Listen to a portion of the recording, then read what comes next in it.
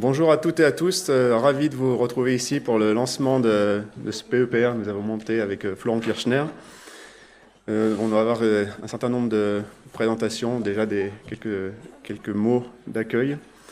Et on va commencer par notre hôte du jour, donc Patrick Gros, directeur du Centre INRIA de l'Université de Rennes.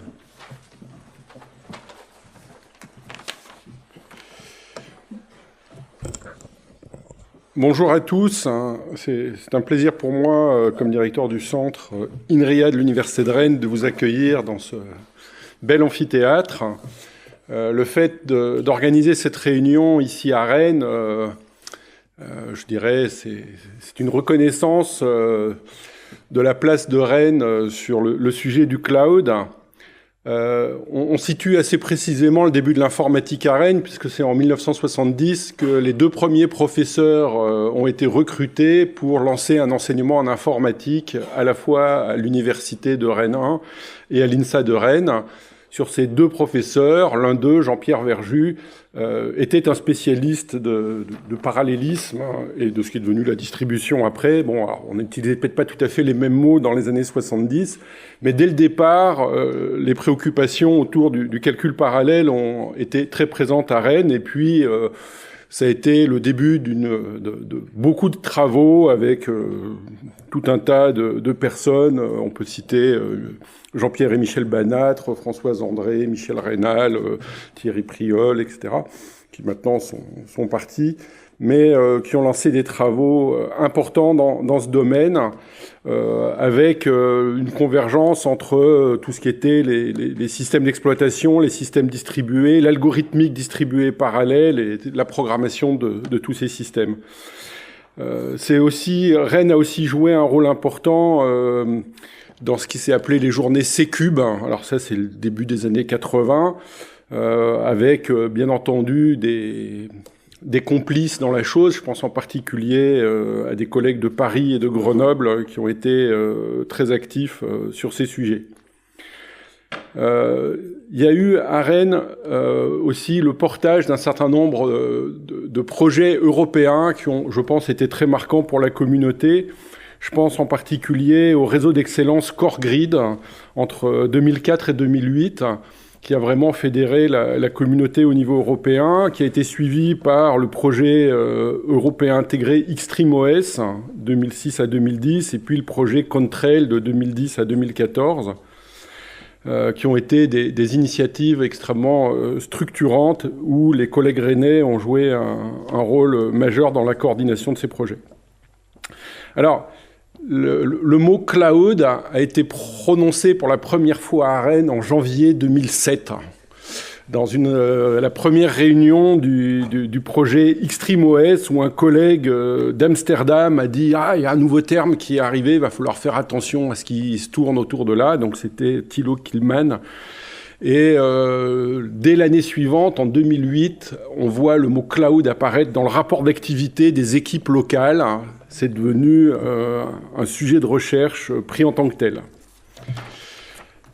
Actuellement, nous avons 4 équipes projets qui sont fortement impliquées dans le présent PEPR. Alors il y a CareData qui est dirigé par Gabriel Antoniou, qui s'occupe beaucoup de traitement de données dans les architectures cloud, fog, edge. L'équipe Myriad, ce que vous connaissez, est devenue Magellan, dirigée toujours par Guillaume Pierre sur les aspects plutôt infrastructure. Il y a l'équipe projet Wide, dirigée par François Tajani, qui fait des systèmes à très grande échelle et qui est plutôt sur le côté algorithmique. Et puis, un peu plus loin, mais aussi rattaché au centre, il y a l'équipe projet Stack à Nantes, avec Adrien Lèbre ici. Donc, clairement, il y a même si 1970, c'est pas si loin que ça, à l'échelle de l'histoire de l'informatique, c'est quand même une bonne période. Donc, il y a une vraie tradition de travail sur ces aspects de parallélisme, de distribution, de systèmes ici à Rennes. Et donc, je suis particulièrement content du coup de voir que les projets structurants continuent et que l'implication de Rennes dans ces projets continue. Et c'est pour ça que je suis très content de vous accueillir ici aujourd'hui pour ces travaux que j'espère fructueux au maximum dans cette collaboration et la structuration de la communauté.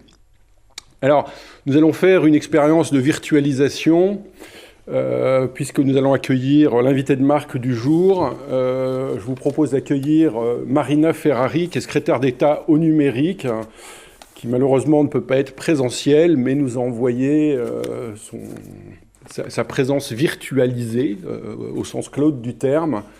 Et donc voilà, elle nous a envoyé une vidéo, donc je lui passe la parole.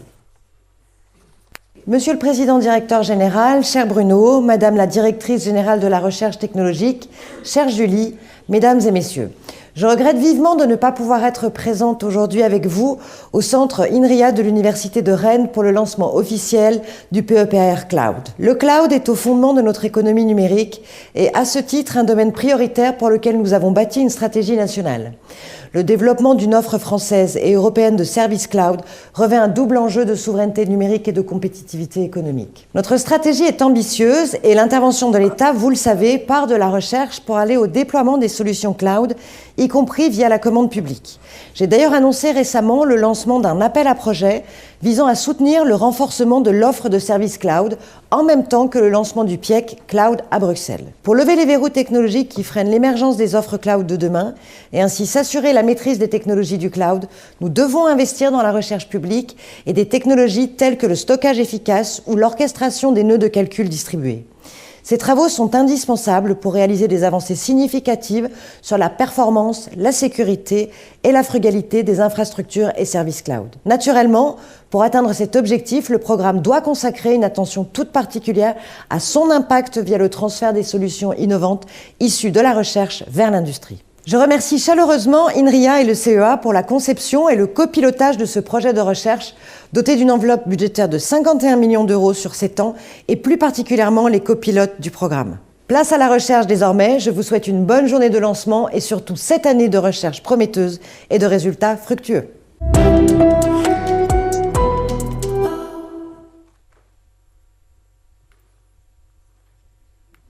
Bien, du coup, maintenant, je vais passer la parole à Bruno Sportis, président-directeur général d'INRIA.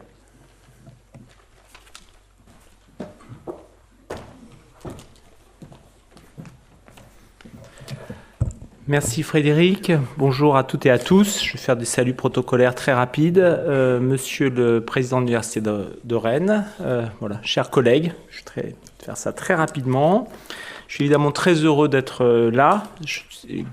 Patrick l'a bien illustré, ça montre combien la Bretagne, combien Rennes, combien de l'Université de Rennes, c'est un acteur clé du numérique.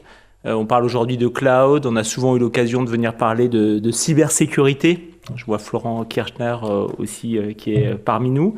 On a aussi toute la dynamique autour de l'intelligence artificielle croisée à la cybersécurité dans un contexte d'écosystème de défense. On a toute la dynamique autour de la réalité immersive ici.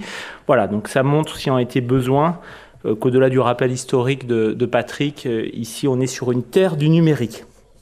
Je tiens évidemment à remercier, comme l'a fait la secrétaire d'État, les collègues qui se sont investis dans le montage du PEPR depuis le début.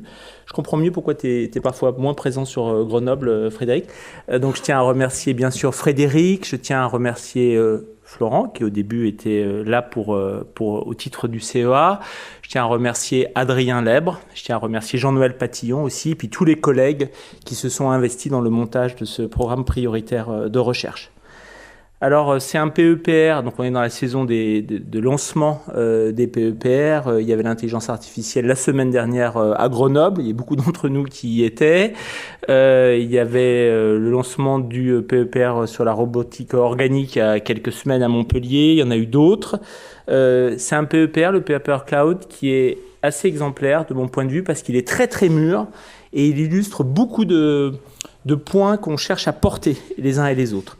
D'abord, ça a été dit, bien sûr, c'est un sujet cœur pour l'enjeu de souveraineté technologique. Il faudrait définir exactement ce que c'est que la souveraineté technologique, mais le cloud, il est tellement diffusant, il est tellement socle que évidemment, c'est absolument majeur sur on va dire, avec cet enjeu en tête.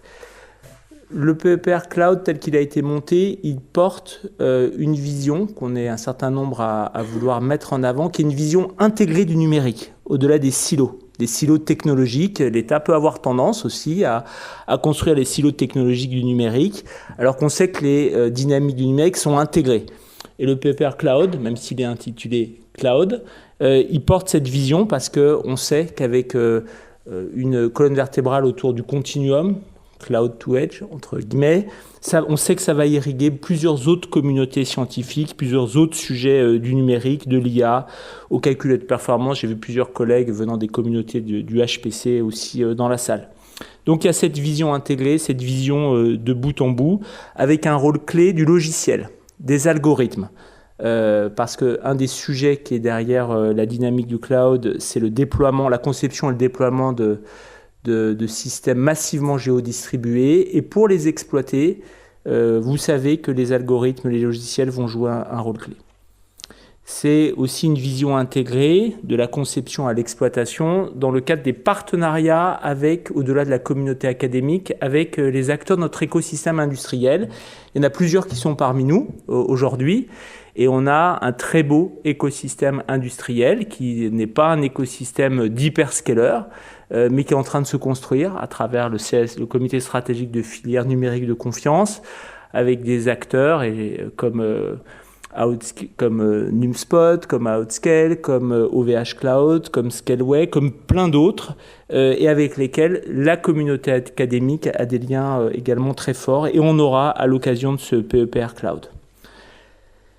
C'est un PEPR qui est mûr aussi parce que le E, qu'on oublie souvent dans PEPR, pour équipement, il prend tout son sens aujourd'hui, puisque le fait de travailler sur des infrastructures technologiques sur lesquelles il y a de la recherche à faire et qui vont constituer des infrastructures pour la communauté académique, mais aussi pour notre écosystème industriel, c'est évidemment, vous le savez, un des éléments structurants du PEPR.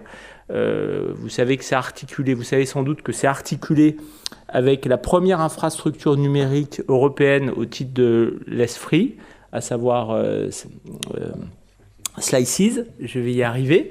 Et ça montre aussi, c'est un PEPR qui montre qu'opposer ou distinguer recherche et technologie dans nos domaines n'a pas grand sens, parce que les deux sont étroitement articulés. Il y a de la recherche à faire sur la technologie, on fait de la recherche qui produit naturellement des technologies, et donc il n'y a pas lieu de les distinguer. Donc pour toutes ces raisons, moi je suis vraiment content d'être parmi vous, parce que c'est un PEPR qui porte tous ces points. Je tiens vraiment à remercier ceux qui l'ont conçu, parce que c'est le résultat de votre travail avec toute la communauté académique, et c'est vraiment exemplaire. Je tiens à dire pour finir que, et c'est un des sujets des PEPR, c'est comment on est capable de fédérer, de rassembler des communautés d'acteurs académiques, au-delà des deux porteurs, des deux co-porteurs que sont le CEA et INRIA. Il y a bien sûr eu une très grande implication des acteurs en provenance du CNRS, de l'Institut Mines Télécom, que ce soit par l'IMT Atlantique ou Télécom Paris, Télécom Sud Paris. Évidemment, tout le tissu des universités qui sont actives dans le numérique. Évidemment, l'Université de Rennes, l'Université de Grenoble-Alpes. Tous les acteurs qui ont été partie prenante dès le début, depuis une quinzaine d'années, de la dynamique autour d'abord de Grid 5000, puis de Silex, maintenant de Slices.fr. Je pense à l'Université de Strasbourg, à l'Université Paul Sabatier de Toulouse, à Sorbonne Université, à l'INSA Lyon, dont j'ai vu des représentants. Donc derrière ce PEPR, il y a toute une communauté académique qui est rassemblée. Tu l'as bien dit, Patrick, et on l'oublie souvent, c'est un PEPR qui est le résultat d'un long investissement de personnes, de collègues et d'établissements sur ces sujets. C'est un investissement de plus de 20 ans qui a été très structuré par la dynamique autour de Grid 5000. On est d'accord, Frédéric? Dont on a fêté il n'y a pas longtemps le 20e anniversaire, je pense, hein, c'est ça, à Lyon.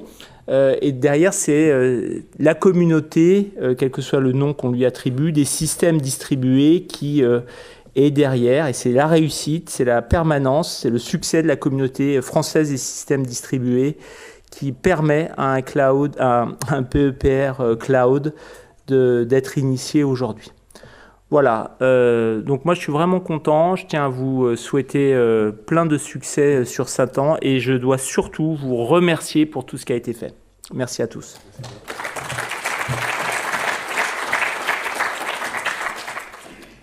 Donc maintenant, nous allons accueillir Julie Galland, directrice générale de la recherche technologique du CEA.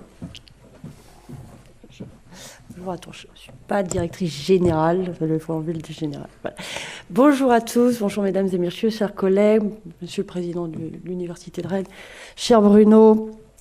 C'est un grand plaisir d'être aujourd'hui parmi vous pour pouvoir lancer ce PEPR. Alors, comme l'a dit Bruno, on a en 15 jours deux lancements de technologies, de sujets qui bouleversent aujourd'hui le monde numérique, le cloud et l'IA. Ce qui n'empêche pas, bien sûr, que d'autres technologies, bien sûr, également bouleversent également, font évoluer la technologie du numérique, mais en termes d'impact économique, en termes de structuration, je dirais, du monde numérique au niveau également des entreprises, on voit que ce sont les deux sujets qui préoccupent, à la fois nos acteurs académiques, nos acteurs économiques et la secrétaire d'État l'a dit, également les pouvoirs publics. Je vais essayer de faire quelques compléments par rapport au discours de Bruno qui était extrêmement riche. D'abord, saluer bien sûr l'implication de la communauté, de tous les organismes, quels qu'ils soient, des universités qui participent à cette aventure du PEPR Cloud. Saluer bien sûr le travail acharné et engagé des porteurs de ce PEPR, Frédéric et bientôt Adrien, Jean-Noël, qui donc ont animé cette élaboration commune. Dire encore que, je pense, avec Bruno, nous croyons, et également avec les autres institutions, nous croyons fermement à l'intérêt de ces PEPR qui sont des opportunités offertes par France 2030 de nous projeter, communauté académique, ensemble, dans des projets massifs, structurants, et de porter également des visions qui vont irriguer demain la façon dont on prépare et façonne ce monde du numérique. Dire également que ce PEPR est porteur des convictions que nous avons au niveau de ce monde numérique. Donc, je l'ai dit la semaine dernière pour l'IA, mais je le redis ici. Notre ambition, ensemble, collectivement, je le crois, c'est de bâtir un numérique européen, un numérique qui défend nos valeurs européennes, à savoir sûr, éthique, éco-responsable. Et quoi qu'il en soit, nous ne pouvons pas, être à côté de cette course au numérique, cette course qui est menée aussi par les grandes puissances de ce monde, parce que le monde numérique porte en lui, dans sa façon dont on le conçoit, nos valeurs. Si nous voulons porter nos valeurs dans le monde numérique, et on le voit aussi sur la question de l'impact sociétal, il faut contribuer technologiquement à le façonner, et c'est ce que nous faisons aujourd'hui avec le cloud qui, il est vrai, est aujourd'hui porteur d'interrogations sociétales fortes, puisque derrière le cloud, il y a la question de la confiance. Je pense qu'Adrien va pouvoir élaborer en tant que coordinateur sur la stratégie dans son intégralité, la question de la confiance du cloud, la question de bâtir, correspondre à la boussole numérique qui a été fixée par la Commission européenne sur un numérique qui est interopérable, réversible, portable, un numérique qui respecte le RGPD, un numérique qui pose cette question finalement du respect de nos valeurs. Donc ça, c'est la question de l'éthique, sachant que effectivement derrière se profile la question finalement de la circulation des données ou de la confidentialité des données. C'est là que nous portons une certaine pointe d'originalité et nous pouvons vraiment apporter disons des différenciateurs, parce que, comme tu l'as dit Bruno, nous avons cette conviction de la continuité du monde numérique, depuis le besoin de puissance de calcul centralisée, jusqu'à des points au niveau décentralisé. travailler sur aussi cette relation de centralisation-décentralisation de technologies issues du cloud. C'est aussi l'assurance peut-être de préserver au plus près de l'utilisateur la confidentialité dont il a besoin. Deuxième point d'insécurité, on sait que le cloud, comme toutes les technologies émergentes, sont sujettes à très rapidement une bataille avec les attaquants et les attaqués au niveau de la cybersécurité. C'est une course de toute façon de tous les instants. Donc cette question est importante. Et l'éco-responsabilité. Alors l'éco-responsabilité pour le cloud, vous le savez, elle est déjà inscrite, on le sait, dans un certain nombre d'outils incitatifs législatifs, je pense que tu pourras en parler, Adrien, avec des engagements qui ont été pris, des engagements volontaires des hébergeurs de centres de données en France. Mais si nous ne nous préoccupons pas de l'éco-responsabilité de toutes les technologies numériques, qu'elles soient embarquées jusqu'au cloud, jusqu'au supercalculateur, et donc que nous ne travaillons pas sur cette continuité de l'éco-responsabilité, demain, nous aurons un problème de soutenabilité, tout simplement, du secteur numérique dans le monde qu'on vit. Et ceci, je peux le dire parce qu'on est quand même... On est utilisateur aussi de grandes puissances de calcul, nous ici, monde académique, nous commençons à le voir. Que, on va dire, la facture d'électricité commence à être un vrai sujet pour les centres de données, donc pour le cloud par derrière. Et demain, ce ne sera pas qu'une question de facture d'électricité, mais ce sera une question de responsabilité vis-à-vis des engagements que nous avons en matière de sobriété, de net 0,50 à horizon 2050. Et ça arrivera beaucoup plus vite que 2050, ça arrivera probablement avant 2030. Voilà, donc un numérique éthique et éco-responsable, c'est vous qui le portez. Merci encore de cette implication à tous les niveaux. Et je vous souhaite plein de réussite pour l'exécution des projets que vous portez. Merci à tous.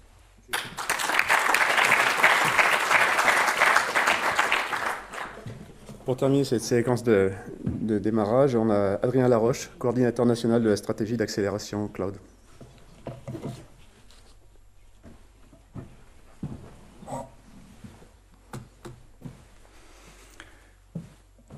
Monsieur le Président Directeur Général, cher Bruno, Madame la Directrice de la Recherche Technologique, chère Julie, Monsieur le Président de l'Université de Rennes, Mesdames et Messieurs. Alors évidemment, c'est un exercice tout particulier pour moi de parler de cloud devant vous, une assemblée de chercheuses et de chercheurs en informatique, spécialistes du sujet, issus de nos plus prestigieux organismes de recherche et universités, qui plus est après les propos inspirants et éclairants de Bruno et de Julie. Heureusement, en tant que coordinateur de la stratégie cloud, mon rôle se limite à vous rappeler les enjeux posés par le cloud du point de vue du gouvernement et la stratégie mise en place au regard de ces enjeux, au sein de laquelle vient s'inscrire le PEPR Cloud. Donc, comme vous le savez bien mieux que moi, ce cloud, modèle permettant un accès réseau omniprésent, pratique et à la demande d'un ensemble mutualisé de ressources informatiques configurables, opère une transformation majeure dans la manière dont les entreprises, les administrations et les citoyens hébergent et traitent leurs données, et au-delà, conçoivent, fournissent et utilisent des services informatiques. Et donc, comme l'a dit Bruno, le cloud, c'est vraiment le socle de toute la transformation numérique. Comme l'a dit Marina Ferrari dans sa petite vidéo, l'essor du cloud représente des enjeux majeurs pour la France. Évidemment, la transformation numérique des entreprises pour leur compétitivité, mais aussi des administrations pour des services publics modernes et efficaces. Celui de la souveraineté numérique, qui est dans le nom désormais du ministère de l'Économie et des Finances, que l'on regarde du côté de la protection des données personnelles et non personnelles, notamment les plus sensibles, ou du côté de la maîtrise des technologies clés, et c'est là évidemment que vous avez un rôle tout particulier à jouer. Et enfin, celui de la participation des entreprises françaises et européenne à la création de la valeur ajoutée d'un secteur en pleine croissance.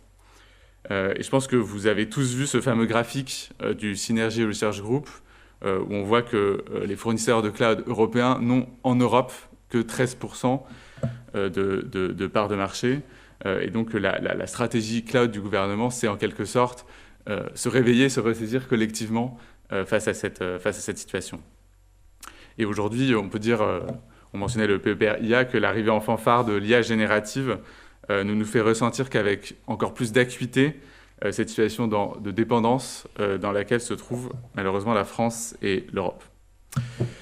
Et donc pour affronter ces vents parfois contraires, le gouvernement a annoncé en 2021 une stratégie nationale pour le cloud qui repose sur 3 piliers. Donc le premier pilier, c'est le cloud de confiance, Julie en parlait, donc au moyen du visa de sécurité SecNumCloud qui est opéré par l'ANSSI, on vient se donner les moyens d'identifier les offres dites de confiance, de cloud de confiance, qui sont à la fois d'un bon niveau de cybersécurité technique, mais qui aussi donnent des garanties fortes en matière de protection contre les atteintes aux données qu'on appelle du fait de réglementation extra-européenne à portée extraterritoriale. On espère que ça devienne même européen avec un outil dont vous avez peut-être entendu parler, qui est un schéma de cybersécurité qui s'appelle EUCS, de son petit nom technocratique bruxellois. Le deuxième pilier de la stratégie, c'est la mise en place de la doctrine cloud au centre de l'État, qui fait du cloud en fait l'outil par défaut des administrations pour leurs nouveaux projets informatiques et du recours à des offres SecNumCloud, un impératif pour le traitement des données sensibles. Donc il n'y a pas de budget identifié derrière cette action, mais elle est vraiment très importante parce que c'est le move to cloud de l'État. Et donc aujourd'hui, en administration centrale et chez les opérateurs de l'État, quand on conçoit un nouveau projet informatique, une nouvelle application, a priori, par défaut, il doit aller dans le cloud. Et donc s'il ne va pas dans le cloud, il faut le justifier, etc., auprès de la DINUM. Et donc on voit vraiment une augmentation énorme de l'achat de services cloud par l'État. On parle de croissance de 60 à 70% par an. Alors on part de très loin, mais c'est vraiment une dynamique nouvelle qui est véritablement enclenchée et donc qui va transformer à la fois le marché cloud français et aussi la manière dont l'État utilise et fournit des services informatiques. Et enfin, le troisième pilier, c'est cette stratégie d'accélération cloud de France 2030. Donc c'est une véritable politique industrielle de développement de l'écosystème français qui passe évidemment par le financement de la recherche, et c'est pour ça qu'on est là aujourd'hui, également par le financement d'une offre de formation accrue et majoritairement en termes de budget par le soutien à des projets de R&D industriels auxquels d'ailleurs les universités et organismes de recherche prennent légitimement partie. Alors on a fait une annonce en 3 piliers, mais évidemment ça ne dit pas tout. Donc cette stratégie elle est complétée par trois choses. D'abord un effort législatif et réglementaire constant en faveur de la concurrence, de l'ouverture concurrentielle du marché cloud. Il y a un certain nombre de freins contractuels, techniques, économiques au changement de fournisseur cloud. Et donc, il y a eu évidemment le DMA, le règlement sur les marchés numériques, le DGA, le Data Act. Au niveau français, on a fait le projet de loi sécuriser et réguler l'espace numérique. Donc, il y a une commission mixte paritaire qui a été conclusive la semaine dernière et le Sénat a adopté le texte mardi. Il passe très bientôt à l'Assemblée. Donc voilà, il y a beaucoup d'efforts qui sont faits pour se donner les conditions permettant l'entrée et le développement de nouveaux entrants sur ce marché cloud. Et puis on parlait de communauté, je pense que c'est vraiment très important. Il y a tout un tas de démarches de structuration de l'écosystème qui ont lieu. Alors on peut citer évidemment Gaia-X au niveau européen, mais aussi le PIEC Cloud.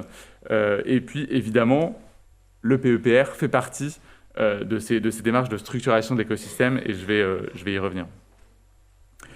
Donc ça, c'est le paysage global de la stratégie cloud du gouvernement.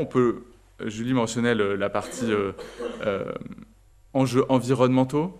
Je pense qu'il y a évidemment des actions législatives et réglementaires à tous les niveaux. Donc, au niveau européen, par exemple, il y a une directive efficacité énergétique qui est en cours de transposition, qui a été récemment adoptée. Au niveau français, les exploitants de data centers, fournisseurs de cloud présents dans la salle, connaissent bien le dispositif éco-énergie tertiaire, qui est toujours d'ailleurs en cours de mise en œuvre. Et donc l'État, évidemment, peut fixer des obligations, des objectifs à atteindre, mais sans la recherche, sans le développement technologique pour fournir les vraies solutions d'efficacité énergétique et, in fine, réussir à fournir des services numériques nets zéro carbone à 2050, on ne pourra pas avancer. Et donc, c'est là où le PEPR Cloud et puis les autres PEPR, évidemment, des stratégies numériques, jouent un rôle important. Et voilà, je sais que parmi les projets ciblés, il y en a qui s'attaquent plus spécifiquement à cette problématique. Je pense qu'on aura l'occasion d'y revenir tout à l'heure. Permettez-moi de détailler un tout petit peu justement la stratégie d'accélération cloud désormais dans laquelle s'inscrit le PEPR, pour que vous ayez une idée des directions dans lesquelles on essaye de soutenir justement l'industrie, les fournisseurs de services cloud français et européens.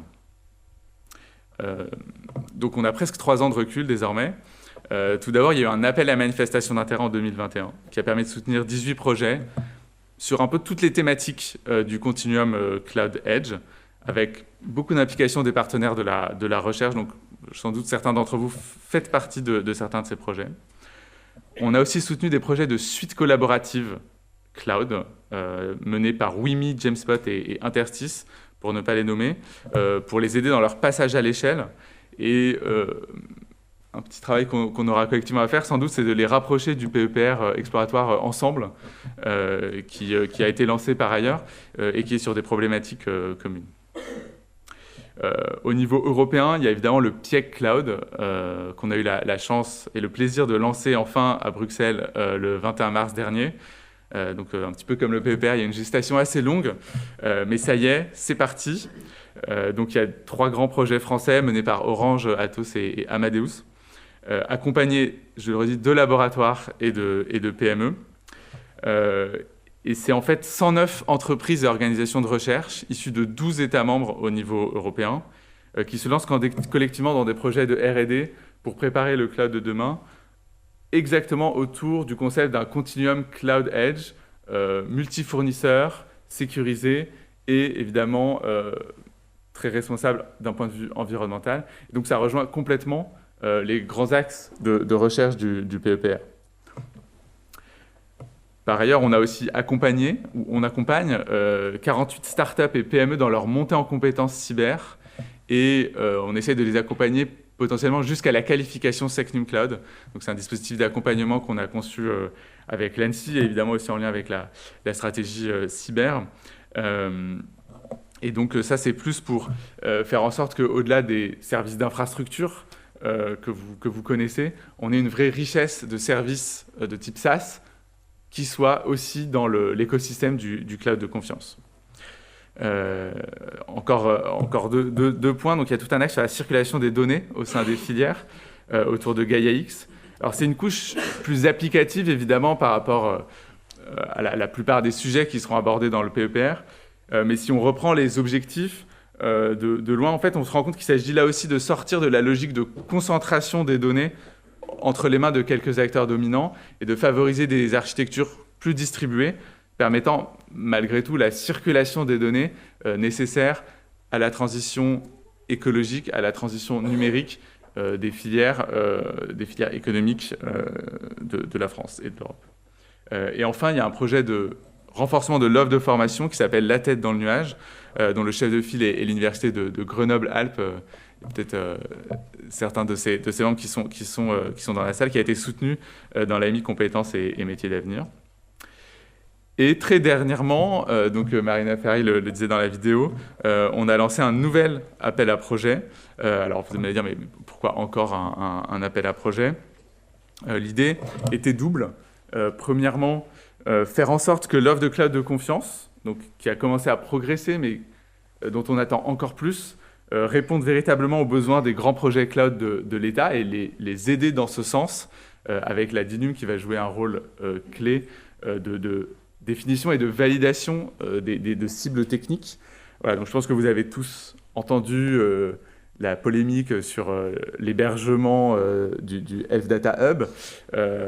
Voilà, le but, clairement, c'est de répondre à ce genre de situation et de faire en sorte qu'elles ne se reproduisent plus à l'avenir. Et un deuxième objectif dans cette AP, c'est de soutenir les fournisseurs cloud pour prendre le virage de l'IA générative qui, au-delà de ses impacts, évidemment, dans toute la société, va avoir des répercussions importantes, évidemment, sur le marché du calcul. Alors, et le PEPR dans tout ça, et bien justement, pendant ce temps, le PEPR a été petit à petit conçu, formulé, évalué, approuvé, contractualisé. Alors rassurez-vous, je ne vais pas revenir en détail sur toute la procédure France 2030. Laissez-moi juste vous lire une citation de la lettre de mission qui avait été envoyée à Bruno Sportis et François Jacques le 19 juillet 2021. L'une des ambitions prioritaires de cette stratégie nationale est de consacrer un effort de recherche publique significatif afin que la communauté scientifique nationale contribue à des avancées répondant clairement aux enjeux des infrastructures, des plateformes et du logiciel pour le cloud. Nous y sommes. Donc en tant que coordinateur, je voudrais avant tout remercier INRIA et le CEA, et plus particulièrement les 2 binômes successifs de copilotes. Donc toutes mes très chaleureuses félicitations à Florent Kirchner, Frédéric Depré, Jean-Noël Patillon et Adrien Lèbre, qui ont construit et porté un très beau programme de recherche, et je pense qu'ils méritent vos applaudissements collectifs.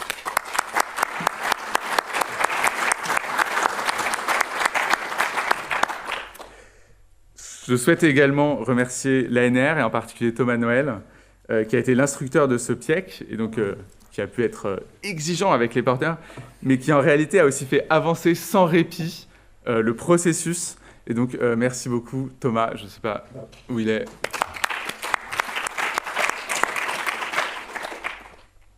Voilà. Naturellement, donc, le PEPR s'est financé, donc on a dit 51 millions d'euros sur 7 ans, des travaux de recherche qui s'attaquent à des verrous scientifiques bien identifiés, aussi une infrastructure de recherche. Et j'ai d'ailleurs eu la chance de participer aux 20 ans de Grid 5000 à Lyon, donc merci Frédéric. Mais c'est peut-être et surtout l'occasion de renforcer les liens entre les différentes équipes de recherche, de créer une véritable communauté de recherche autour du cloud, des systèmes distribués du calcul. Et j'ai pu constater que c'était bien le cas, notamment lors du kick-off technique du PEPR à Nantes qu'on a fait en fin 2023. Mais cette communauté de recherche, un des défis supplémentaires du PEPR Cloud, au-delà de l'avoir au sein du monde académique, c'est de réussir à l'élargir vers l'écosystème industriel, vers l'écosystème entrepreneurial. Comme vous le savez, les géants du numérique sont plutôt pas européens, donc on est plutôt sur un écosystème de petites et moyennes entreprises qui n'aspirent qu'à grandir. Et donc tout le défi, ça va être de réussir à bien les intégrer. Et donc évidemment, il y a une partie de vos travaux qui sera tournée vers la réalisation de proof of concept, permettant de rentrer dans la logique habituelle de valorisation et de transfert. Et je pense qu'il faut surtout tisser des liens humains. Et donc évidemment, quelques représentants des fournisseurs s'exprimeront cet après-midi, mais j'espère surtout que vous aurez l'occasion de profiter des pauses pour aller les voir et échanger. Et puis ensemble, avec les porteurs du PEPR et avec le futur comité stratégique de filière solutions numériques de confiance, nous devrons faire en sorte que les fournisseurs soient bien au courant des travaux du PEPR, mais aussi que les scientifiques, les chercheurs soient bien au courant des travaux de R&D menés par les entreprises. Par exemple, le PIEC Cloud, je suis ravi que Adrien Lèbre ait pu venir à Bruxelles lors du lancement du PIEC Cloud. Ça a permis de lui donner un aperçu de ce qui s'y passait. Et donc, on va continuer à faire en sorte d'inviter les uns aux événements des autres et les autres aux événements des uns pendant toute la conduite de ces projets, pour être sûr qu'il y ait une fertilisation croisée. Permettez-moi 2 messages pour conclure. Nous attendons plus de projets pour soutenir la transformation des formations et un renforcement de l'offre de formation dans l'appel à manifestation d'intérêt compétences et métiers d'avenir. Donc discutez-en entre vous, discutez-en avec l'écosystème et déposez des projets. N'hésitez pas à venir évidemment nous en parler avant. Et puis à nouveau, mes plus vifs remerciements aux copilotes du PEPR auxquels je cède désormais la parole. Je vous remercie.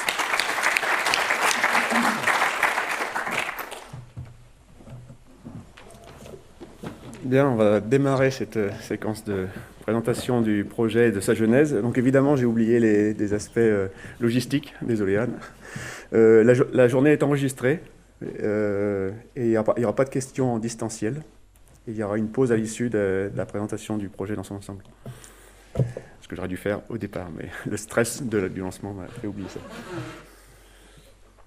J'invite mes Sherpas et mes co-directeurs à me rejoindre. Donc, bonjour à tous. On a entendu pilote, là, donc je crois que c'est... Pas là, on entend.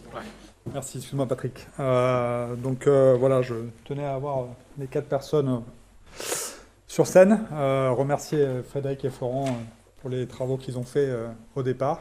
Et puis souhaiter réussite à co-directeur de ce programme. Mon collègue Jean-Noël. Bonjour à tous, merci d'être présents. Bonjour également à tous sur le pont. Vous avez un nombre significatif, donc merci de suivre cette journée à distance. Une présentation qu'on a souhaité faire à 4 mains. On sera 3 orateurs, mais le contenu a été fait à 4 depuis une petite dizaine de jours. On voulait principalement expliquer pourquoi on avait besoin de ce PEPR Cloud et puis également expliquer comment il avait été monté et comment on va essayer de structurer sur ces 7 prochaines années. Alors, quand on parle de cloud,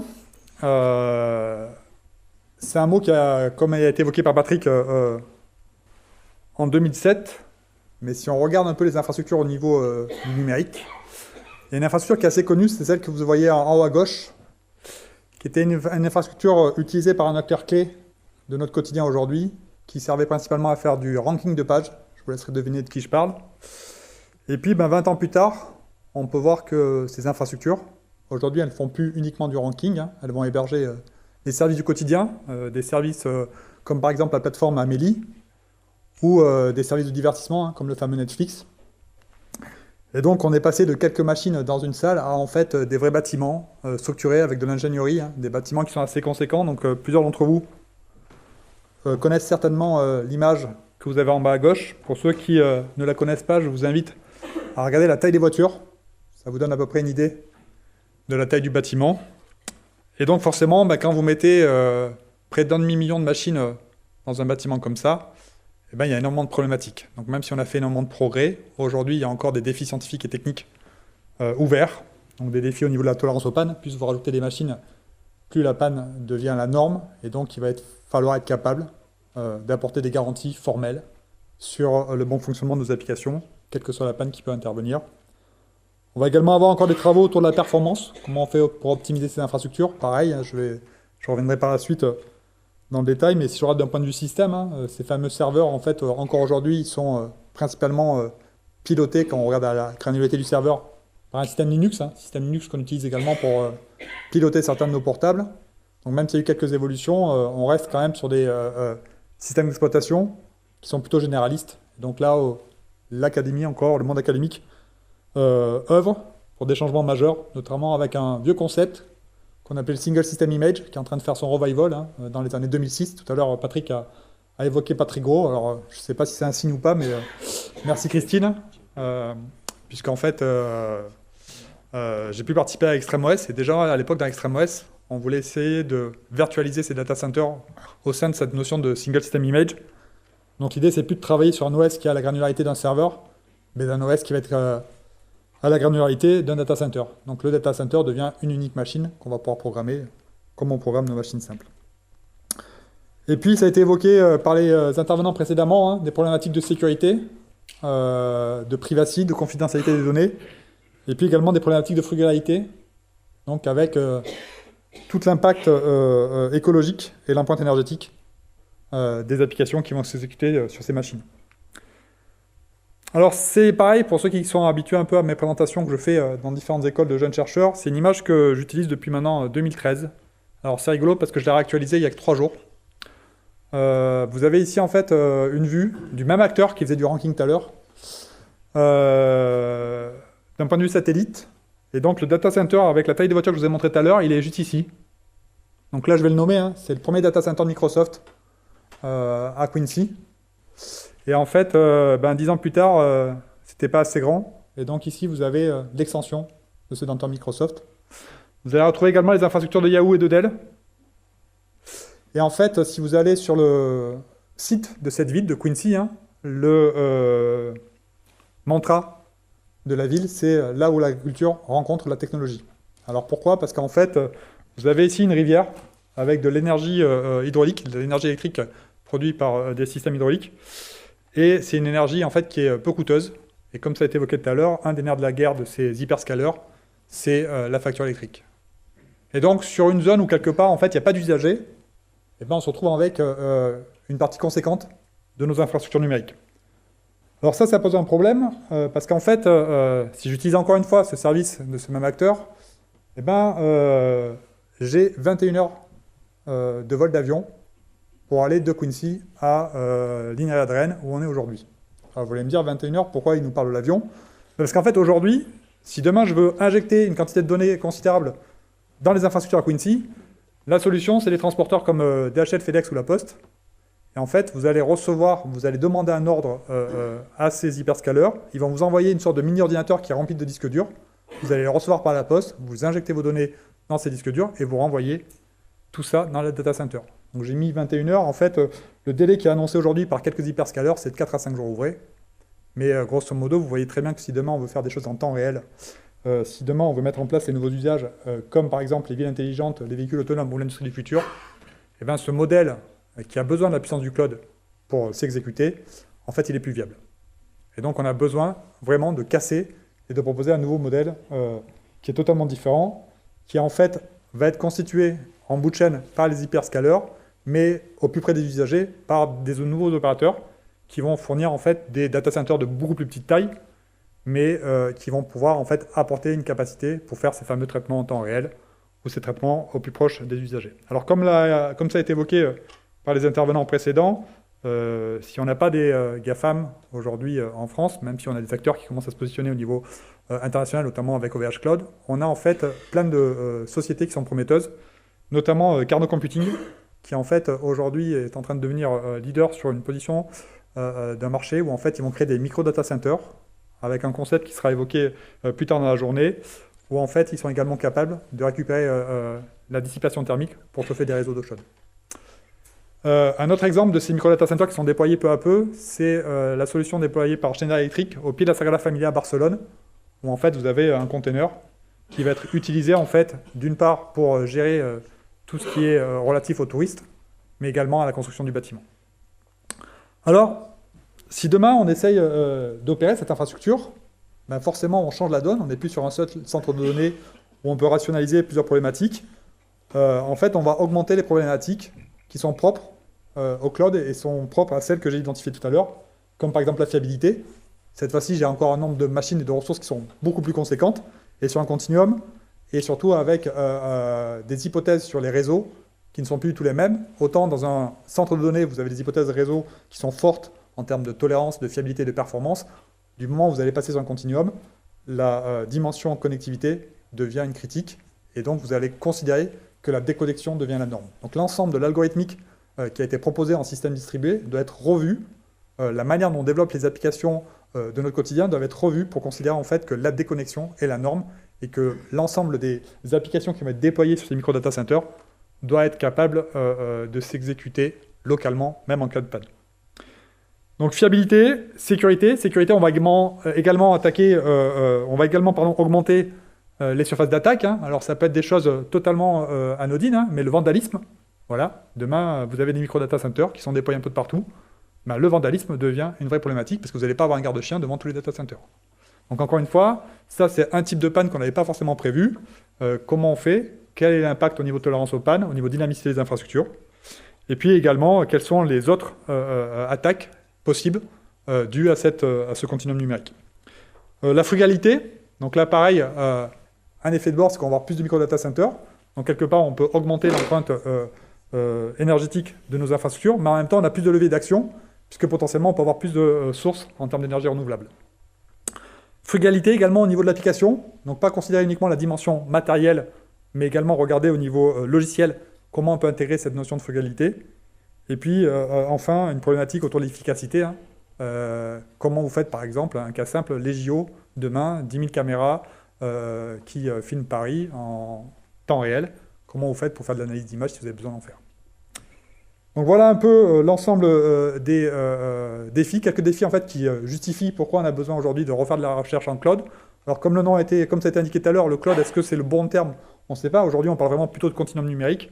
On reviendra par la suite dans la journée sur comment est construit ce continuum numérique et quels sont les PEPR qui gravitent autour de ce continuum. Merci Adrien. Donc, du coup, je vais revenir sur la genèse du PEPR. Pourquoi le PEPR? Donc, un exposé qu'on a préparé tous les deux avec Florent, avec qui j'ai eu le plaisir de gérer la création de ce PEPR. Évidemment, donc, Patrick et Bruno, je m'en doutais, m'ont spolié une partie de mon discours sans le vouloir, mais donc, il y aura quelques redites sur ces aspects. Donc la France était, et je prétends, un acteur de premier rang sur la recherche dans le cloud et le continuum, comme l'a évoqué Adrien. On a une position internationale reconnue en recherche, et je voudrais revenir sur le fait que les clouds, c'était au départ les grilles. Dans les années 2000, la communauté internationale des systèmes distribués s'est jetée sur le concept de grille, qui était un concept assez technologique à l'époque, mais rapidement, en France, on a vu des problématiques de recherche à adresser. Donc, je vois Pierre Sens, Gabriel Antonio, Christine Morin, Adrien, Thierry Priol aussi, qui est maintenant parti à la retraite, mais ces gens-là sont jetés sur des aspects recherche fondamentale, d'algorithmique pour les grilles de calcul, maintenant qu'on pouvait connecter des clusters à travers des réseaux à grande distance. Donc on avait des publications dans les meilleurs journaux, les conférences internationales, on avait une forte présence dans des workshops et des conférences internationales, supercomputing, middleware, cloud control en Suède, VTDC qu'on avait créé avec Adrien il y a quelques années, des actions européennes, donc des projets dans lesquels on était coordinateur, donc ça a été évoqué par Patrick, avec un certain nombre de projets qui étaient coordonnés ici à Rennes, donc Core Grid, ExtremeOS, Contrail, FogGuru, et des consultations pour les futurs appels cloud à l'Europe, donc des comités d'expertise dans lesquels on essayait d'expliquer qu'est-ce que serait la recherche dans le cloud dans les 5-10 ans à venir. Et donc avec Adrien, on prenait notre bastron de pèlerin et on allait expliquer qu'est-ce qu'on voyait comme recherche dans le futur. On a eu des collaborations avec l'Université de Chicago qui nous a suivis derrière Grid 5000 pour créer une infrastructure pour la recherche sur les grilles puis sur les clouds. Et on a fait du sky computing. Donc on connectait deux clouds ensemble ou deux grilles ensemble de la France vers les États-Unis pour faire des expériences à grande échelle à travers l'océan. Et puis il y a un aspect important aussi, mais peut-être plus technologique, la participation à OpenStack, donc il y a un standard de fait des plateformes de cloud, des infrastructures de cloud. Et Adrien avait créé un groupe de travail sur le Fog Edge et Massively Distributed Cloud. Quand on sait que la difficulté de rentrer et proposer un nouveau working group, c'était vraiment une réussite qu'on réussisse à lancer cette partie sur le Edge. Un aspect important aussi de ces recherches, même si on faisait des articles de recherche classiques avec des théorèmes, des algorithmes, etc., c'était la partie expérimentation. Donc, en 2003, on a lancé une infrastructure qui s'appelait Grid 5000, donc on a fêté les 20 ans, comme ça a été mentionné par Adrien tout à l'heure, avec plein de sites, plusieurs clusters, un grand nombre de cœurs, des GPU, plein d'utilisateurs, et dès le départ, un axe cloud très fort. On a rapidement vu l'évolution des grilles vers les clouds, en rajoutant la virtualisation, l'élasticité des ressources, et on a eu tout un ensemble de travaux, à la fois sur le calcul, le stockage, le réseau, et puis des différentes optimisations d'algorithmes, de piles logicielles, à tous les niveaux des piles logicielles de ces clouds. Et on a déployé, par exemple, des environnements expérimentaux pour lancer à grande échelle des lancements massifs de machines virtuelles, ou alors offrir une plateforme OpenStack qui se lançait en quelques clics sur une plateforme entièrement nue, bare hardware.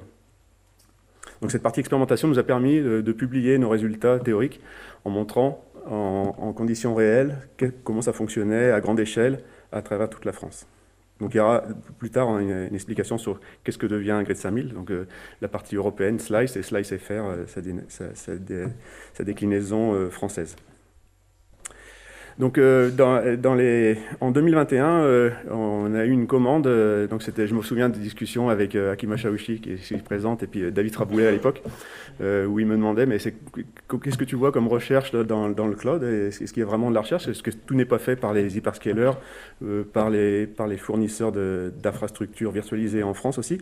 Et moi, je disais, non, il y a vraiment des recherches à faire. Donc, du coup, on a eu une commande via Alisten, donc avec un groupe de travail qu'on a mis en place entre mars et avril 2021, avec des échanges avec les communautés, donc le CEA, l'INRIA, le CNRS et l'IMT. On a fait des groupes de travail et on a planché en 2 mois sur faire une sorte de feuille de route de ce que serait la recherche sur le cloud dans les années futures. Et on voit de ces thématiques qui sont issues de cette discussion et de ce groupe de travail, déjà les thématiques qui apparaissent dans le PEPR. Donc je pense que c'est ce qui a lancé et ce qui, j'espère, a convaincu le ministère de financer ce PEPR. Donc du coup, en juillet 2021, on a reçu cette feuille de route avec Florent ici présent. Du coup, vous imaginez l'été qu'on a passé. Donc avec un deadline complètement indécent de septembre, je crois, septembre ou octobre. Du coup, on a eu quelques suées. On a su dès le départ, mais on ne l'a pas dit, qu'on allait dépasser le deadline. Et donc c'était effectivement, comme l'a rappelé Adrien, c'était issu de la stratégie nationale. Donc une articulation forte avec l'industrie, mais aussi développer des aspects recherche TRL 1.4 et donc développer un PEPR sur ce développement de technologies avancées de cloud pour différents types de cloud, des clouds classiques, mais aussi aller jusqu'au Edge, donc le continuum mentionné tout à l'heure par Adrien.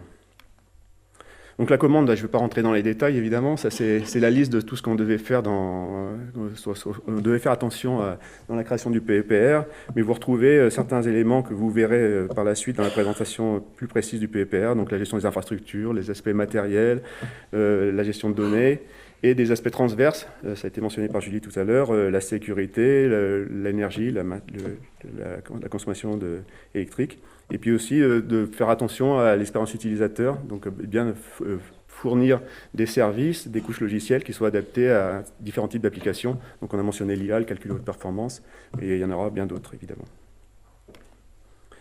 Donc dès le départ, avec Florent, on a eu vraiment une vision scientifique. On a essayé de définir ce que serait notre vision scientifique. Donc l'idée, c'était vraiment de travailler sur les piles logicielles pour déployer des nuages entièrement distribués, évidemment efficaces, mais aussi sécurisés, souverains et qui minimisent l'impact énergétique. Donc un challenge pour la recherche française sur les clouds.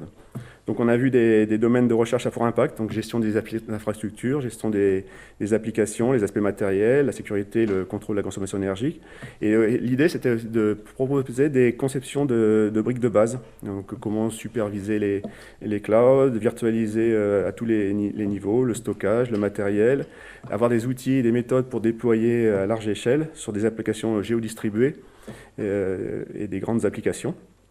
Et puis, toujours gérer cette énergie et cette sécurité.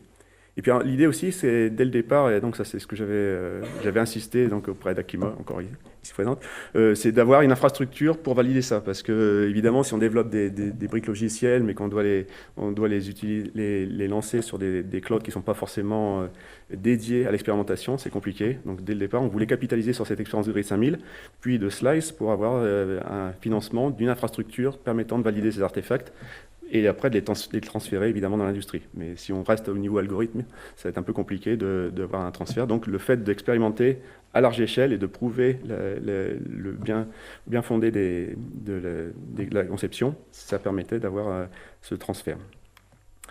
Un gros travail qu'on a fait avec Florent, c'était cette cartographie. Et donc, je crois que c'est ça qui nous a vraiment mis dedans dans le deadline.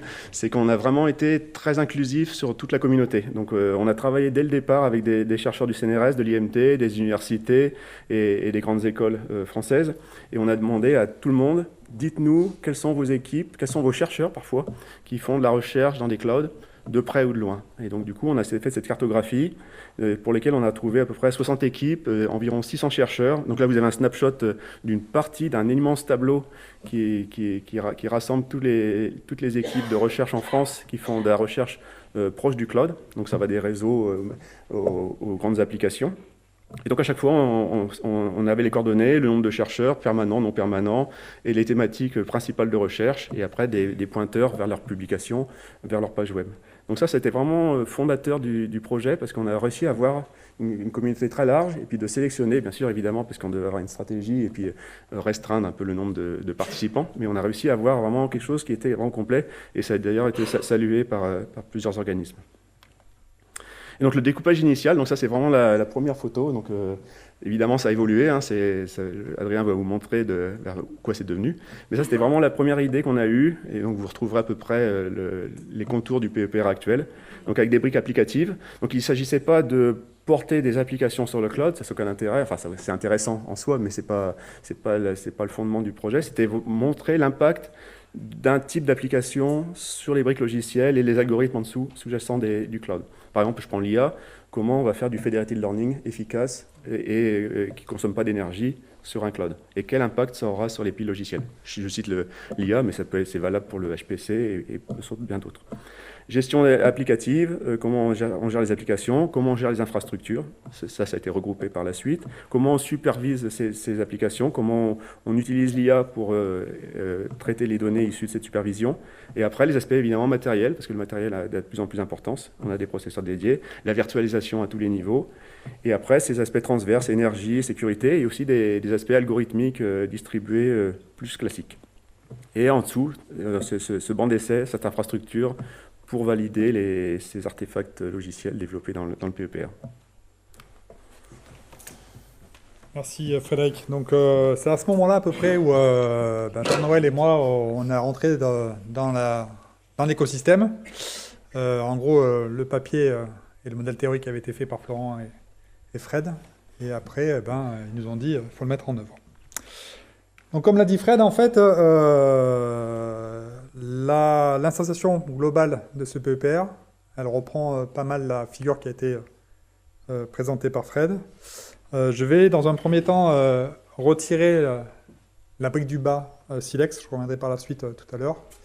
Et puis, je vais vous proposer de voir, en fait, le reste comme une pile logicielle, avec les couches basses en bas, des couches qui, en fait, interagissent avec le matériel. Et puis, plus on va monter vers le haut, plus on va avoir des abstractions qui sont proches des usages, avec tout en haut les applications de demain que j'ai évoquées tout à l'heure, ville intelligente, industrie du futur, IA générative, etc. Si je regarde un peu plus dans le détail, le premier projet, c'est le projet ArchiSésame, qui est porté par Denis Dutoit. Je l'ai vu dans la salle, s'il peut lever la main. Comme ça, si vous avez des questions, vous pourrez le voir plus tard. Donc c'est un projet en fait qui va travailler sur toutes les évolutions matérielles actuelles, accélérateur au niveau des CPU, accélérateur au niveau de la mémoire, problématique de communication. Et la spécificité de ce projet, c'est de réfléchir en fait aux évolutions du matériel en co-conception avec les applications. Donc, je vais donner un exemple. Typiquement, si demain, ce que vous voulez faire tourner tout en haut, c'est de l'IA générative, il y a un impact au niveau du matériel qu'il faut considérer dès le départ. Le deuxième projet qu'on va retrouver sur la droite, c'est le projet DIVA, qui est porté par mon ami Kael Thomas. Alors, il s'absente aujourd'hui, malheureusement, pour des soucis de santé. Donc, c'est un projet où, en fait, ils vont aborder les problématiques de virtualisation au sens large et de désagrégation de data centers. Donc, je reviens sur mon petit concept tout à l'heure que j'ai parlé de single system image. Faire un single system image sur 500 000 serveurs, c'est plutôt illusoire. Par contre, faire un SSI sur des micro-data centers qui sont composés de 24 nœuds, c'est quelque chose qui est tout à fait envisageable. Et aujourd'hui, on a la technique pour le faire. Il ne manque plus que l'algorithmique et les abstractions au niveau de l'OS. Donc, c'est ce à quoi le consortium construit autour de Gaël Thomas vont s'apprêter. Je vais monter dans les couches. On va retrouver un projet Spirik qui est porté par Mario Sudol de l'IMT Atlantique, s'il peut lever son bras. Je l'ai vu également là. Donc là, c'est toutes les problématiques de supervision d'une infrastructure. Donc encore une fois, il faut voir ça comme une pile logicielle, un système d'exploitation. Donc quelque part, c'est une boucle infinie. Vous monitorez ce qui se passe et en fonction de ce qui se passe, vous réagissez, vous vous adaptez. La spécificité du projet, c'est de faire appel à des techniques d'intelligence artificielle, notamment tout ce qui va être réseau d'apprentissage automatique. Et donc voilà, ils vont regarder comment ils peuvent appréhender toute la complexité et la dynamicité des infrastructures sur ce continuum. Le projet à droite, ça va être le projet Style, porté par Gabriel Antoniou, mon collègue d'INRIA, s'il peut lever son bras. Donc là, c'est toute la problématique autour de la collecte de données, du traitement de données, avec des dimensions comme la performance, comme la frugalité, mais également comme la sécurité. Je vais continuer à monter d'un étage. Je vais tomber sur le projet Taranis, qui est porté par mon collègue Christian Pérez d'INRIA. Donc là, c'est les deux briques qu'a évoqué Frédéric Després tout à l'heure, autour de la gestion du cycle de vie des infrastructures et gestion du cycle de vie des applications. Encore une fois, gestion du cycle de vie d'une infrastructure sur un continuum. Il y a plein de problématiques, multi-opérateurs, potentiellement des data centers qui sont avec aucune présence humaine. Vous avez une panne, il faut pouvoir être capable de reconfigurer ça et d'apporter des garanties formelles sur le bon déroulement de cette reconfiguration. Je vais aborder la dernière couche qui est en haut, qui sera faite à travers un APP qui va être lancé dans l'année autour de 4 applications sur ce cloud. Donc ville intelligente, industrie du futur, etc. Sur le côté, vous retrouvez 3 projets transverses. Le premier, CareCloud, qui va être vous présenté plus en détail tout à l'heure par ma collègue Anne-Cécile Horlogerie du CNRS. Si Anne-Cécile, tu peux lever ton bras. Donc, ils vont aborder toutes les problématiques de frugalité que j'ai évoquées tout à l'heure, aussi bien au niveau matériel qu'au niveau logiciel. Le projet Trust in Cloud, qui est porté par mon collègue Emen Boudguija, qui doit être par là, du CEA. Donc là, en fait, c'est un projet qui va travailler de manière très proche avec le PEPR cybersécurité pour regarder de manière transverse toutes les problématiques de sécurité qui sont propres à ce continuum. Et enfin, un dernier appel à projet qui est porté par mon collègue Pierre Sens, que j'ai vu également, voilà, merci, de Sorbonne Université, sur des choses un peu plus algorithmiques, au sens fondamental du terme. J'ai exposé par exemple tout à l'heure, voilà, toute l'algorithmique des systèmes distribués qui a été proposée. Est-ce qu'elle est suffisante? Est-ce que les CRDT, ça résout tout? Est-ce qu'il y a plein d'autres problématiques? Quid des consensus dans un mode totalement déconnecté? Est-ce qu'il faut penser à autre chose, à d'autres types d'algorithmiques, à d'autres types d'abstraction de concepts? Donc voilà comment ce PEPR est structuré. Et j'avais laissé de côté volontairement le projet Silex. Pourquoi? Parce qu'en fait, c'est le plus gros sur ce découpage-là. 13 millions d'euros qui a été alloué pour un montant de 26 millions d'euros. L'idée, en fait, c'est de bootstrapper l'infrastructure Slices européenne en mettant en place le nœud français, donc Slices FR. Donc la France est leader sur Slices, c'est elle qui coordonne ce projet au niveau européen. Et donc à travers ce PEPR Cloud, nous avons choisi les Sherpas et donc les nouveaux co-directeurs de contribuer à l'effort pour en fait bootstrapper ce nœud français. Donc vous aurez une présentation par la suite par ma collègue Nathalie Mitton, qui est par là, je l'ai vu arriver tout à l'heure. Voilà, si vous avez des questions, mais je pense qu'elle va être beaucoup plus exhaustive que moi sur sa présentation.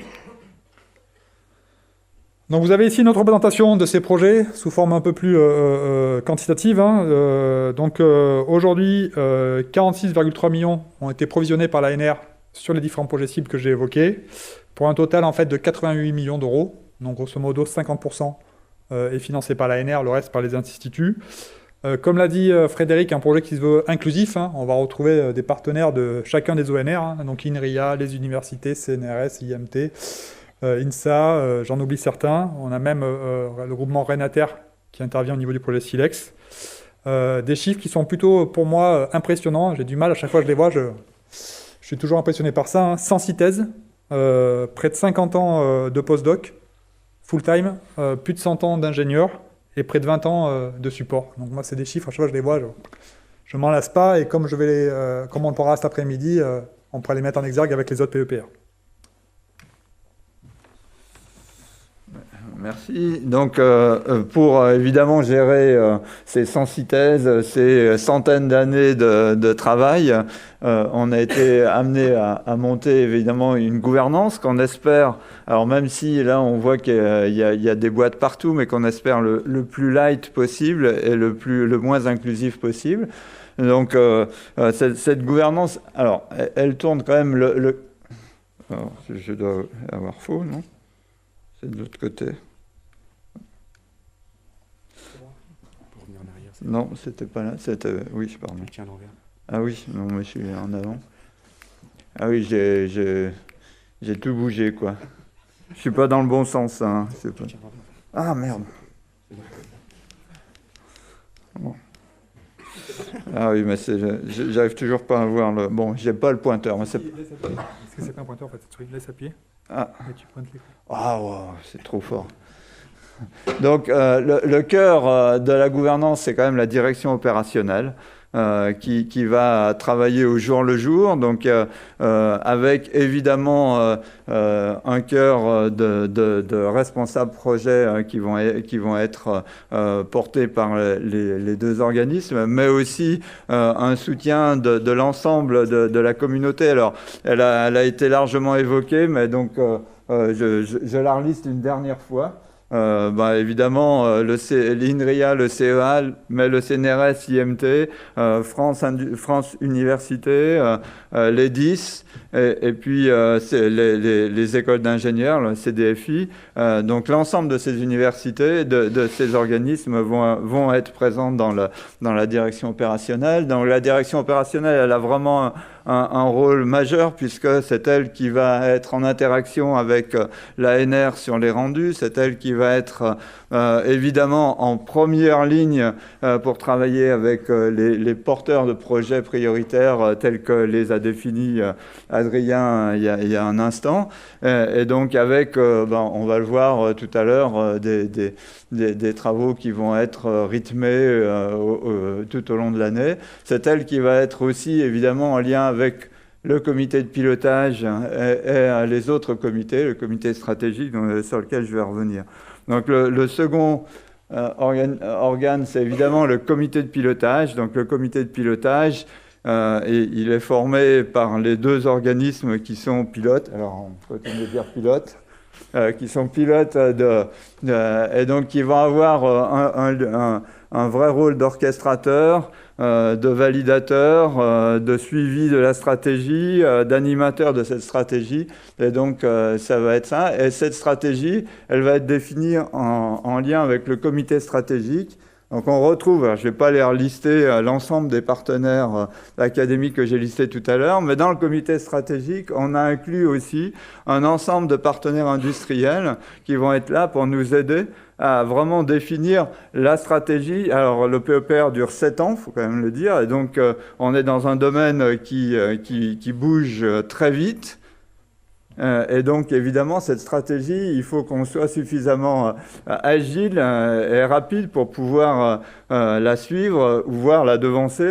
Et donc, on compte évidemment sur nos partenaires industriels du comité stratégique pour nous orienter, parce qu'on le voit quand même dans les années qui nous ont passées, ou les expériences passées. On le voit, on a beaucoup parlé d'IA générative, par exemple. Bon, il y a un certain nombre d'avancées qui viennent aussi d'idées qui ont été quelque part mûries dans l'industrie. Et donc, il faut que nous, on puisse être là à l'origine de ces idées avec les industriels pour pouvoir, évidemment, amener... J'ai du mal avec... amener cette stratégie jusqu'au bout. Évidemment, on va avoir... Alors, on a un organe qui est un organe plutôt officiel, qui est le CSTP, qui nous accueille, qui nous évalue depuis la proposition et qui va nous suivre tout au long du projet avec, je vais y revenir, avec un organe tous les 2 ans. Donc, CSTP, le comité stratégique et technologique de programme. Et puis le CCI, alors, qui est un organe plutôt consultatif, à usage modéré, mais bon, on est sur un projet qui dure 7 ans, et donc évidemment on s'attend à ce que dans ce projet il y ait des événements un peu majeurs qui se produisent, que ce soit, sûrement c'est la vie, des porteurs de projets qui changent, que ce soit des sujets qui vraiment changent et sur lesquels on est obligé de faire des modifications majeures. Et donc le CCI, le comité consultatif interne, regroupe l'ensemble des partenaires académiques qu'on a déjà largement listés pour pouvoir proposer, entériner ces changements. Et donc évidemment, le cœur du sujet, ce seront évidemment les porteurs de projets qui seront en lien très étroit avec la direction opérationnelle et puis l'ensemble de la communauté scientifique, et je vais y revenir juste dans un instant. Donc, alors, pour une fois, je vais faire comme il faut. Hein. Je reviens sur on va dire, les événements internes qui rythment la vie du PEPR. Donc là, je les ai un peu regroupés. Donc, alors je commence par le bas. On va dire, les passages obligés, c'est-à-dire les revues. Annuellement, évidemment, on a un travail à faire avec l'ANR. Donc, ce sera de la responsabilité de la direction des programmes et du comité de pilotage. Et puis, tous les 2 ans, on a une revue avec le CSTP qui nous accompagne depuis la création du PEPR, sans doute jusqu'à sa conclusion. En interne, on va avoir évidemment des réunions de suivi de projet, donc par la direction des programmes, direction opérationnelle, hein, donc avec une liaison constante avec le comité de pilotage, des rendez-vous qui sont rythmés, donc 2 par mois, mais bon, il faut quand même compter un petit peu de break, et donc on va dire 5 par an, mais surtout avec les porteurs de projets. Donc à la fois un travail avec les porteurs de projets en bilatéral au jour le jour, des sessions qui vont être assez rapprochées, donc a priori trimestrielles, et puis des sessions plénières, parce que ce qui va compter toujours pour nous, c'est d'être sûr que les projets ne sont pas silotés, qu'on ne va pas faire des duplications, mais qu'évidemment, il va y avoir une grosse interdépendance, une grosse interaction entre les différents projets sur les différents sujets. Donc, on l'a vu, on va le voir avec des projets transverses comme Secure Cloud, par exemple, ou comme Care Cloud, qui, évidemment, irriguent l'ensemble des projets du stack et sur lequel il faut qu'on s'assure à chaque instant que, évidemment, le lien entre les deux est bien fait. Et donc après, on aura évidemment des réunions du comité stratégique pour revoir la stratégie du projet, alors, a priori de façon annuelle, mais qui peut être plus rapprochée si le besoin s'en fait sentir, et des comités de pilotage. Alors, on a beaucoup parlé de la communauté qui a été cartographiée au départ. Ça, c'est la communauté telle que maintenant elle est impliquée dans le projet. Donc, on voit qu'effectivement, on retrouve bien cette pluralité qui a bien été montrée par Frédéric tout à l'heure, avec l'ensemble des partenaires qui sont vraiment regroupés. Là, on a un projet qui est vraiment transnational, hein, puisqu'on voit que l'ensemble de la communauté nationale est impliquée dans le projet. Donc, ça sera une dégageur d'ailleurs de pouvoir faire travailler ensemble des gens qui sont à Aix-Marseille et des gens qui sont à Lille, mais c'est une gageure sur laquelle on s'engage évidemment. Et puis, on voit qu'on reste une très grande pluralité des contributeurs, hein, puisque les grandes écoles, les universités sont énormément représentées à côté des organismes de recherche. Je vais tourner.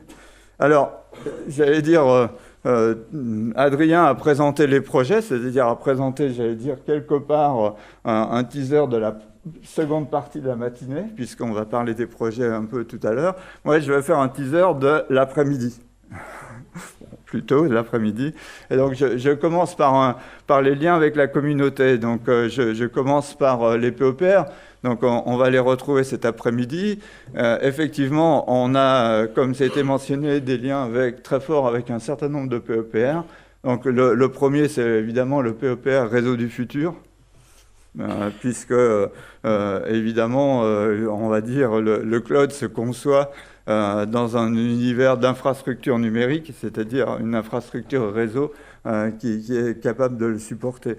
Et donc, le premier élément donc, très structurant dont a parlé Adrien tout à l'heure, c'est évidemment la plateforme, puisque c'est une plateforme commune entre le POPR Cloud et le POPR Réseau du futur, à travers donc, Silex, qui est la partie Cloud, je ne sais pas comment s'appelle le programme Réseau du futur, mais l'ensemble s'appelle SliceFR.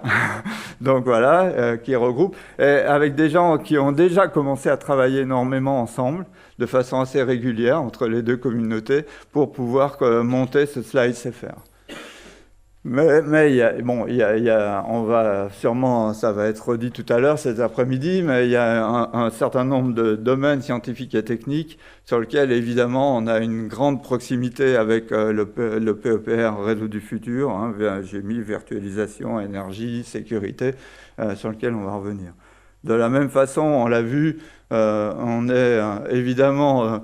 on a un très gros souci de sécurité, de cybersécurité, et donc on a un projet qui est sur le sujet, et donc on a une grosse proximité avec le POPR cybersécurité. Donc Là, c'est notre vision que je suis en train de porter. Cet après-midi, je pense qu'on aura la vision du POPR sur ce sujet, sur la façon dont eux envisagent de nous voir nous.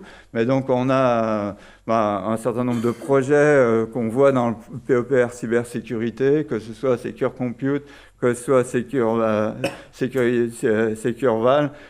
Supervis, qui sont en fort lien avec nos activités. Donc, on en a déjà parlé, que ce soit sur des projets, des problèmes de stockage, de traitement, de cryptographie. Évidemment, on est en très fort lien.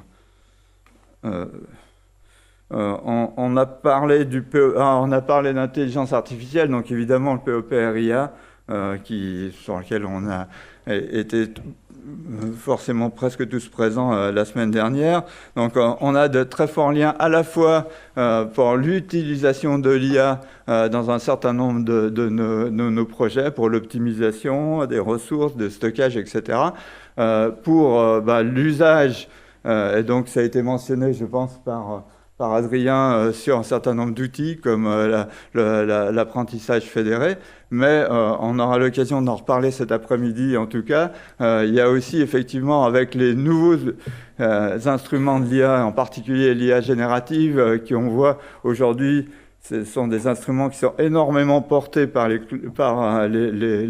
clouds, et les services sont fournis essentiellement par le cloud, et donc on va s'intéresser, comme ça a été dit, à l'impact de l'IA générative, par exemple, sur le cloud de la même façon. Alors c'est un peu plus loin, mais on a un intérêt avec le POPR quantique, parce que de la même façon aujourd'hui, on va dire les services quantiques sont essentiellement portés par les fournisseurs de cloud, ne serait-ce que parce qu'on n'est pas prêt d'avoir un PC quantique, même un serveur quantique, on va dire.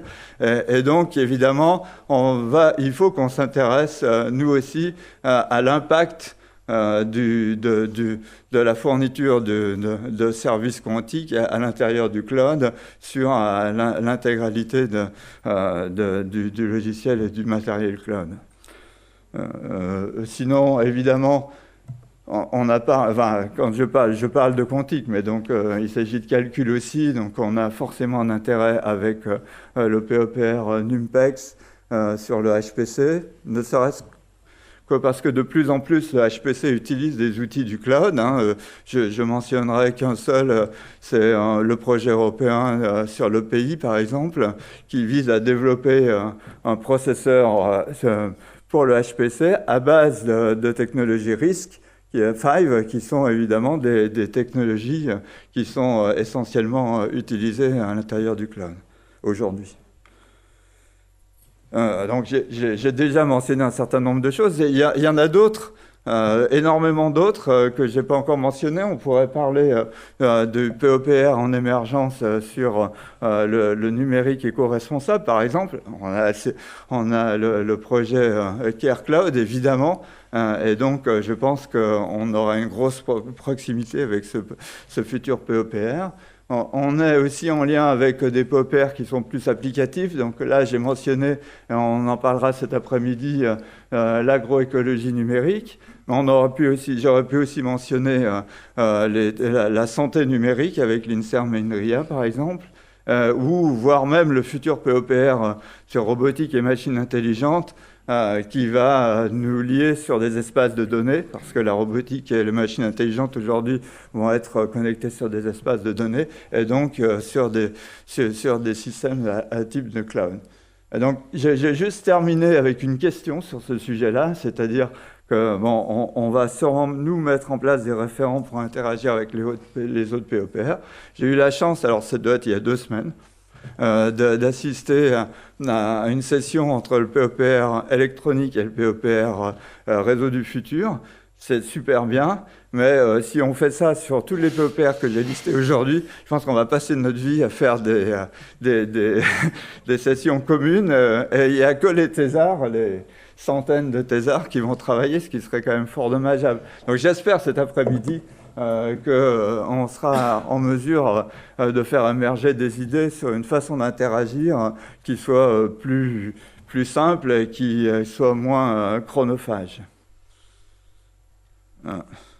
Donc, par rapport à l'ensemble de la communauté ou des communautés, alors le premier point, c'est le lien avec la communauté nationale. Et donc, la communauté nationale aujourd'hui, en premier, c'est le GDR, réseau et système distribué, comme ça a déjà été mentionné. Donc, on va garder un fort lien et l'ensemble de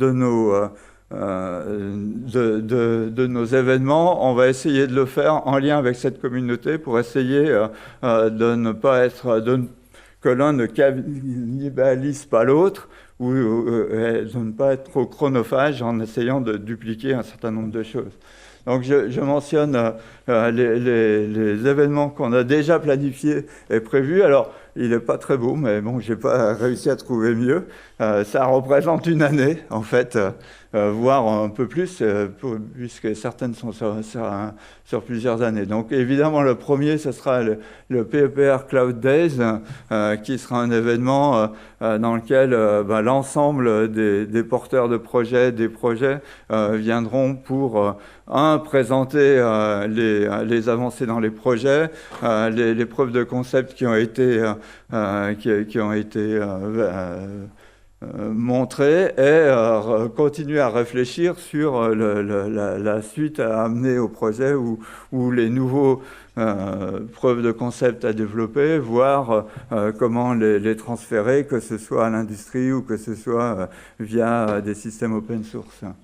Dans la même veine, je vais essayer de ne plus me tromper, on va retrouver la partie de workshop qui est beaucoup plus ciblée, dans lequel on va, sur des thèmes très précis, chaque année, mobiliser des chercheurs seniors, des chercheurs internationaux, mais alors évidemment pour faire le point sur les technologies au moment où elles sont, à cet instant-là, et puis réfléchir sur quelle suite à apporter à ces technologies et donc sur nos projets dans l'avenir.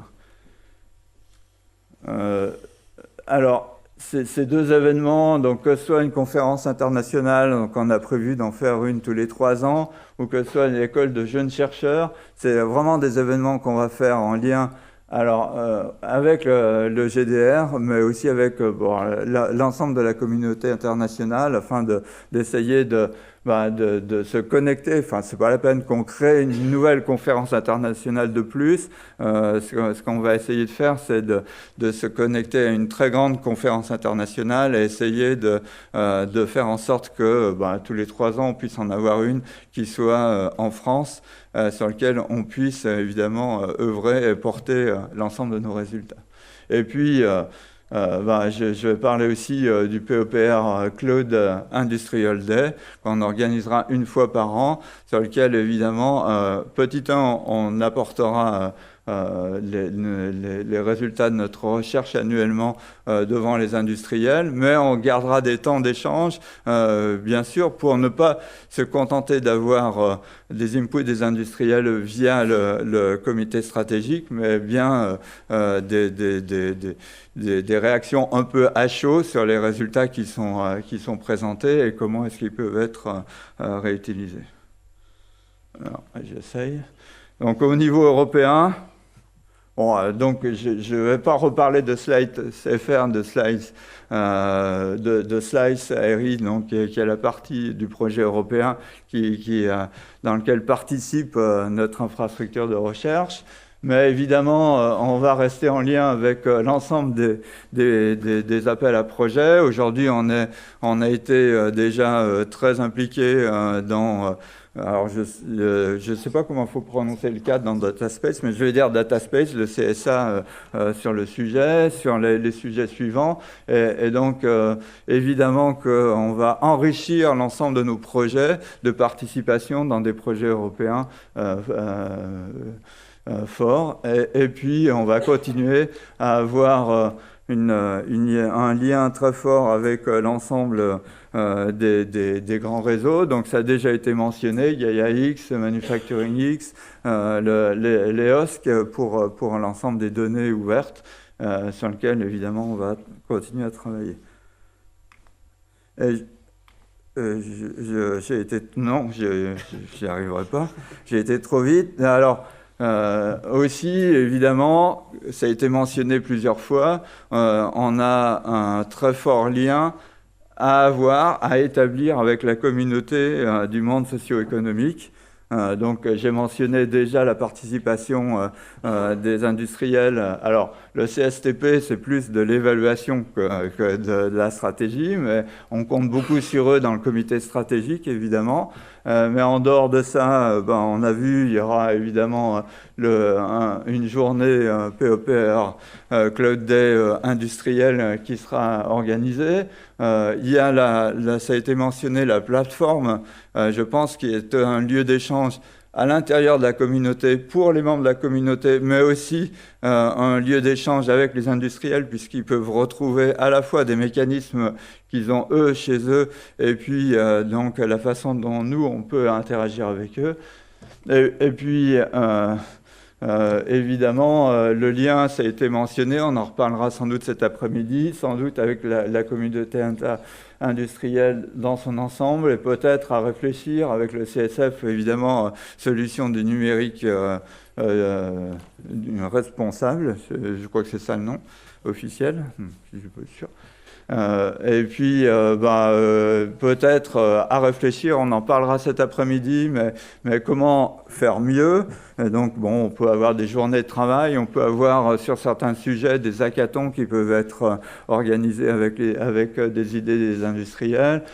Évidemment, on est tout à fait ouvert à ce que sur certaines idées, bien les industriels la prolongent via des thèses qui cofinanceraient, par exemple. Et puis, on va avoir tout au long du projet qui dure 7 ans, donc besoin de leur aide pour définir des nouvelles preuves de concept, des nouvelles évaluations, etc. Donc ça, c'est des choses sur lesquelles on va réfléchir, sur lesquelles on va, j'espère, donner déjà quelques pistes cet après-midi. Mais c'est du long terme et effectivement, on a tout un lien à établir et que j'espère on va établir bientôt. Et donc, je termine par Adrien. Merci. Donc un dernier slide qu'on voulait mettre en exergue autour des communautés open source. Alors comme ça a été évoqué, l'informatique a évolué. On passait avant beaucoup par les organismes de standardisation. Alors ils sont toujours là, il y a l'ETSI notamment sur ce continuum qui fait beaucoup de choses. Mais on pense en fait qu'un terrain de rencontre entre le monde académique et le monde industriel, c'est l'open source. Et donc dans la fameuse direction opérationnelle qui a été évoquée par Jean-Noël, en fait, on a choisi volontairement d'embaucher un directeur opérationnel et 2 chefs de projet qui, en fait, vont servir de pierre angulaire entre les résultats scientifiques qui émanent des différents projets ciblés et les communautés open source qu'on a citées ici.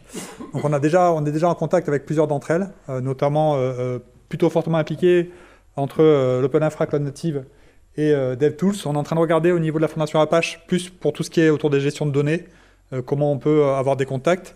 L'idée, c'est d'avoir un discours à 2 directions, d'être capable de favoriser et présenter nos travaux dans différents groupes de travail, potentiellement en créer, comme on avait fait à l'époque, en 2016, ça a été évoqué par Frédéric, avec le groupe de travail sur le Edge dans la communauté OpenStack, groupe qui a été repris en 2018 de par son importance par l'OpenStack, la Fondation. Donc la Fondation est venue nous voir en nous disant merci pour les 2 ans que vous avez fait, c'est devenu trop critique, on prend le groupe de travail. Donc pour nous, c'est quelque part un succès quand le monde académique en fait crée ce groupe de travail et que le groupe de travail quelque part est repris par les industriels ou par la communauté open source, c'est que quelque part on a réussi notre travail.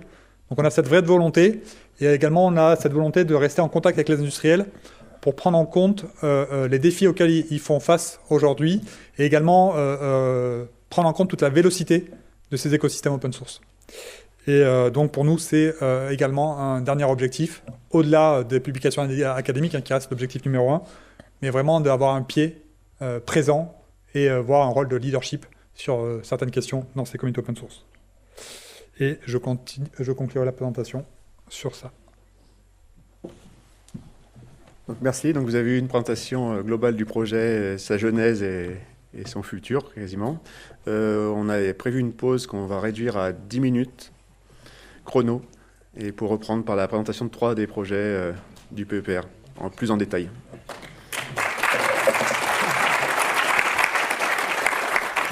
Rendez-vous sans faute dans 10 minutes.